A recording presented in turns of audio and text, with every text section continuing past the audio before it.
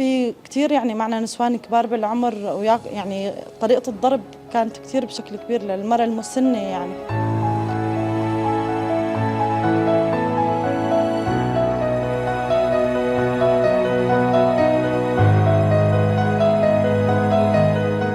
تهجرت لإدلب. أثناء وصولي لإدلب كان في ضرب كتير بالمنطقة، فأنا كنت حامل بداية أشهري بالحمل، وكان عمر ابني تقريبا شي سنة وثلاث شهور، فقررت أنزل على الشام منشان أولد بالشام. يعني طلعت عن طريق سراقب. عند وصولي لحاجز القطيفي، بعد حاجز القطيفي كان في كولبة صغيرة.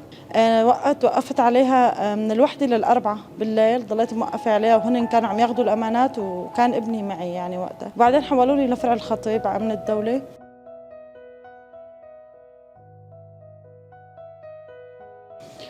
ضلت معي تقريبا 5 أيام وابني لساته معي. أخذوا ابني مني بس ما بعرف لوين أخذوه وقتها.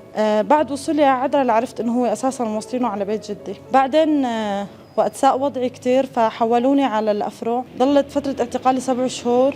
أول يوم بالشهر التاسع تحولت على القاضي الرابع بالمزة مكافحة الإرهاب بتهمة تموين إرهاب وكتم جناية.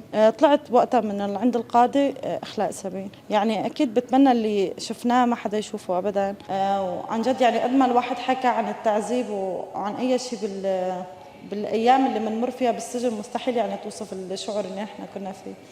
بوجه رسالة للناجيات واللي بتطلع من المعتقل تكون قوية، وأهم شيء يعني تواجه المجتمع اللي دائما بيسألوا أكيد يعني إنه تكون قوية شخصيتها، لا تخجل أبدا فإنها هي ناجية. بالعكس لازم تكون قوية ومصرة يعني تكمل حياتها بشكل أكبر وأقوى.